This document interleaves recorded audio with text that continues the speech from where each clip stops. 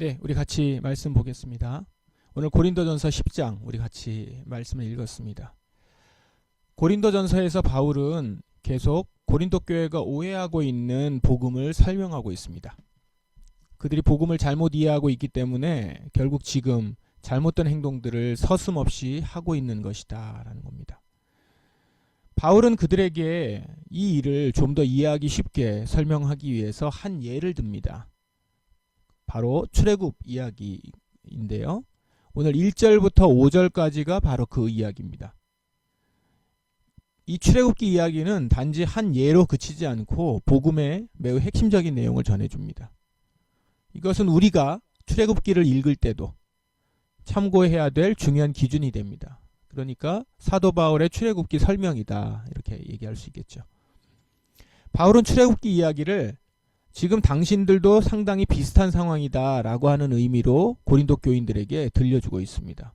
이렇게 말씀하죠. 1절 2절 성도 여러분, 여러분이 알았으면 하는 것이 있습니다. 그것은 우리 조상들이 다 구름 아래 있었으며 바다를 무서히 건넜던 일입니다. 조상들은 모두 구름과 바다 가운데서 세례를 받아 모세에게 속하게 되었습니다. 여기 보면 구름과 바다가 나옵니다. 2절에 구름은 구름기둥과 불기둥으로 인도하셨다라고 했을 때 그 구름기둥과 불기둥을 대표하는 단어로 구름이 지금 나오고 있고요. 즉 하나님이 그들을 인도하고 보호해서 약속의 땅으로 이끄심을 보여주는 단어입니다. 보호하시는 하나님의 임재를 나타내는 상징이죠. 근데 상징 이상의 실체죠. 그다음에 바다는 홍해를 통과한 사건을 말하죠. 홍해는 이스라엘이 모두 통과할 때까지 갈라져 있다가 그들을 추적하는 이집트군은 덮어버렸습니다. 바다는 속박에서 벗어나서 자유하게 하시는 구원하시는 하나님을 상징합니다. 구름과 바다 가운데서 그들이 살아난 일이죠. 그런데 이제 여기서 어떻게 설명을 하냐면 표현을 하냐면 바울은 구름과 바다 가운데서 세례를 받았다 이렇게 말하죠.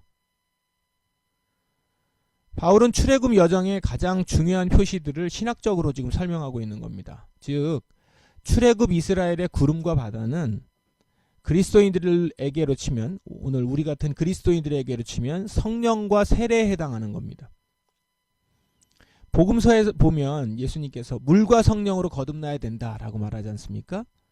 바울은 그 물과 성령의 거듭남이 출애굽 이스라엘에게는 구름과 바다를 통해 일어났었다라는 겁니다. 그리고 그렇게 세례를 받아서 이스라엘은 어떻게 됩니까? 모세에게 속하게 되었다. 이것은 그리스도인들도 마찬가지로 세례를 받아서 메시아 예수께 속하게 되었다라는 것을 말하고자 함입니다. 하나님의 임재, 홍해의 통과, 이 사건을 통해서 이스라엘이 모두 모세 백성이 되었듯이 성령의 임재와 세례를 통해서 그리스도인들은 메시아 백성이 된 것입니다. 메시아에게 속하게 되었다. 메시아의 백성이 되었다. 그리고 그 다음에 이 부분이 이제 중요한데요. 이스라엘은 3절 조금 너무 작게 보이나요? 괜찮습니까? 예. 3절 조상들은 모두 같은 영적인 음식을 먹었으며 다 같은 영적인 물을 마셨습니다. 이렇게 나오죠. 이제 같은 음식과 물을 공급받아서 마시며 살게 되었다라는 겁니다. 여기서 영적인 음식, 영적인 물이 나오는데 이거는 실제가 아니었다라고 하는 의미가 아니라 그들이 먹은 만나와 메추라기, 반석에서 나왔던 물이 있죠. 출애굽 백성들이. 그것이 하나님이 직접 공급해 주셨다라고 하는 의미에서 영적이다라는 겁니다. 이 부분을 우리 그리스도인들에게 적용을 하면 우리 그리스도인들이 성찬의 빵과 음료를 마시잖아요. 그것으로 좀 빗댈 수 있습니다.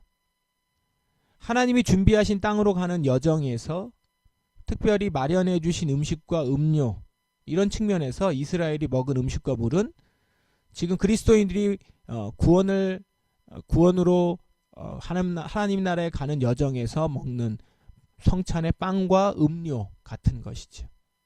영적인 음식, 영적인 물인 것입니다. 그런데 이제 바울이 진짜 말하고자 하는 부분이 여기 나옵니다. 이스라엘은 이렇게 공급을 받았지만 어떻다고요? 그 가는 여정에 실패했다는 겁니다. 그게 5절입니다. 그러나 하나님께서는 조상들 대부분을 기뻐하지 않으셔서 그들은 광야에서 죽어 흩어지게 되었습니다. 하나님은 그들 대부분을 기뻐하지 않으셨다는 겁니다. 그래서 그들은 약속의 땅에 들어가지 못했습니다. 여기서 약속의 땅에 들어가지 못한 사람들이 있다라는 사실을 주목해야 합니다. 우리가 여전히 교회에서는 설교를 하거나 말씀을 들을 때 하나님은 당신의 열심으로 당신의 백성들을 광야에 버려두지 않고 잡아 끌고서라도 약속의 땅으로 데리고 가신다. 이제 이런 메시지를 많이 하거든요. 그런데 그거는 큰 틀에서는 맞을지 몰라도 개별적인 대상들을 놓고 보면 못 들어가는 이들이 있었다는 거예요. 그게 성경의 말씀입니다. 영국의 성경학자 톰 라이트는 이 5절을 설명하면서 이렇게 말합니다. 하나님의 자비를 이용하지 말라는 두려운 경고다. 하나님의 자비를 이용하지 말라는 두려운 경고다. 그리고 이런 이스라엘의 모습은 6절, 이런 일은 우리에게 본보기가 되어 우리는 그들처럼 악한 일을 즐겨하지 말라는 경고가 됩니다. 이렇게 나오죠.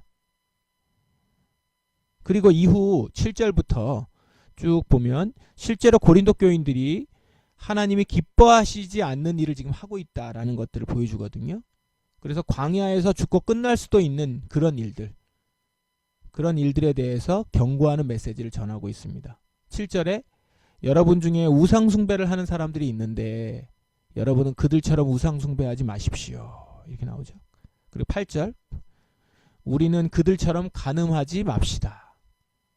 9절에는 우리는 그들처럼 주님을 시험하지 맙시다. 10절에 여러분들은 불평하지 마십시오. 그리고 11절에 다시 한번 확인하죠. 이 모든 일들은 우리 조상들에게 본보기로 일어난 일들이며 세상의 종말이 다가오는 시대에 살고 있는 우리에게 경고를 하기 위해 기록되었습니다. 그리고 결론에 12절 그러므로 자기가 굳게 서 있다고 생각하는 사람은 넘어지지 않도록 주의하십시오. 바울이 출애굽 백성들을 예로 들으며 경고하는 내용들은 단지 그리스도인들이 피해야 될 몇 가지 행동 방식 이런 것들을 말하는 것이 아닙니다. 그보다 깊은 차원에서 하나님 한 분 외에 다른 가치가 반영된 대상과 생활 방식을 향해서 뻗어가고 있는 그런 욕망의 문제를 다루고 있는 것이죠. 그러니까 하나님 한 분이 아닌 다른 신성을 믿거나 아니면 그걸 따라가거나 하는 것이죠. 그리고 그 대표적인 욕망이 뭐냐면 바로 7절에 나오는 우상숭배입니다. 그리고 그 뒤에 나오는 간음하는 내용, 시험하는 내용, 불평하는 내용은 우상숭배의 하위 문화에서 벌어지는 일들이죠. 성적 간음, 하나님 시험하는 일, 하나님으로 만족하지 못해서 다시 옛생활로 돌아가고 싶다는 불평들. 여기서 불평이라고 하는 건 나 다시 돌아가고 싶어, 이집트로 가고 싶어, 이런 얘기였던 것들이거든요. 그리스도인들은 이 부분을 주의 깊게 보면서 자신들의 영적인 상태를 직시해야 한다는 것입니다. 지금 너희들도 출애굽 이스라엘처럼 하나님의 은혜로 구원받았음에도 그 은혜를 받은 특권을 이용해 먹기만 하지 않는가? 이런 말이에요.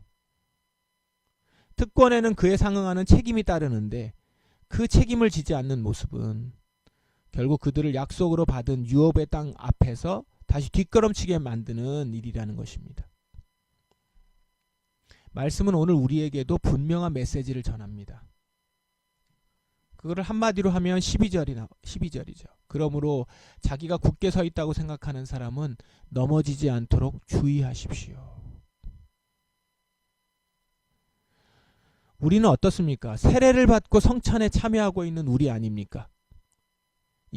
이스라엘이 바람과 물 가운데서 바다 가운데서 구름과 바다 가운데서 그 가운데서 구원 세례를 받아서 모세의 백성이 된 것처럼 우리는 세례를 받고 성찬에 참여하여 예수의 백성, 그리스도의 백성이 된 자들입니다.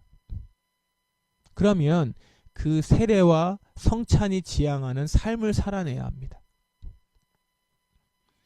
이집트를 떠나서 홍해를 건넜지만 아직 가나안을 향해 가고 있는 광야 여정 중에 있다는 사실을 우리는 기억해야 합니다.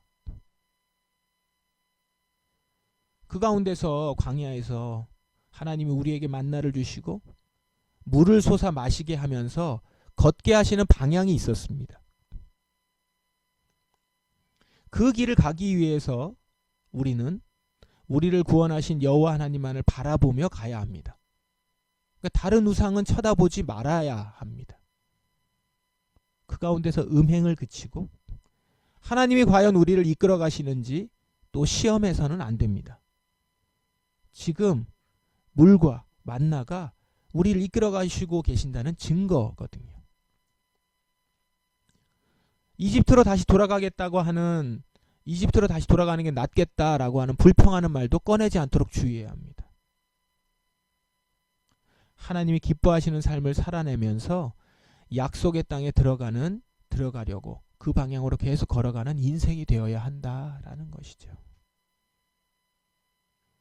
사도 바울은 이 말씀을 먼저 자기에게 적용을 해요. 오늘 우리가 읽으실 말씀인데 여러분 9장에 보시면 9장 27절 끝에 이제 10장 들어가기 바로 전에 나는 내 몸을 쳐서 굴복시킵니다. 내가 다른 사람들에게는 복음을 전했으나 정작 나 자신은 자격 미달이 될까 두렵습니다. 사도 바울은 이 말씀, 지금 고린도 교인들에게 말하고자 하는 말씀을 먼저 자기에게 적용해요. 바울이 이렇게 자기 몸과 싸워야 했다면 우리들이 세례와 성찬이 지향하는 삶을 살아내기 위해서 얼마나 더 싸워야겠습니까? 주님은 당신의 몸을 우리에게 내어주면서 생명을 주셨습니다. 우리는 그렇게 물과 성령으로 세례를 받아 그리스도에게 속한 자들이 되었습니다. 이제 그리스도에게 속한 자들로, 특별히 그 안에서 소유하게 된 모든 축복을 우리는 인식하면서 그에 걸맞게 살아가는 우리가 되어야 될 줄 믿습니다. 구름과 바다 가운데서 세례를 받고 이제는 영적인 음식을 먹고 영적인 물을 마시며 그 길을 걷고 있습니다. 우리가 매주 주의 떡과 주의 빵과 주의 잔을 마시며 우리는 영적인 음식과 영적인 물을 마시며 주님께 속한 자임을 확인합니다.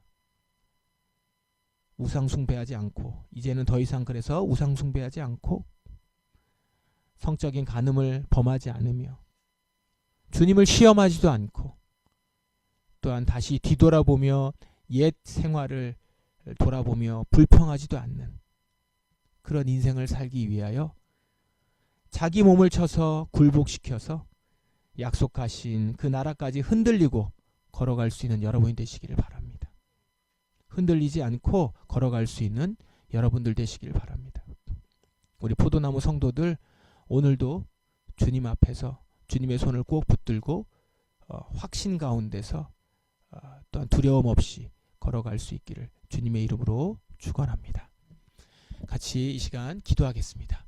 말씀을 기억하시면서 오늘 주님을 붙들고 또 주님 안에서 나 자신을 돌아보며 주께 나아가는 여러분 되기 바랍니다. 기도하겠습니다.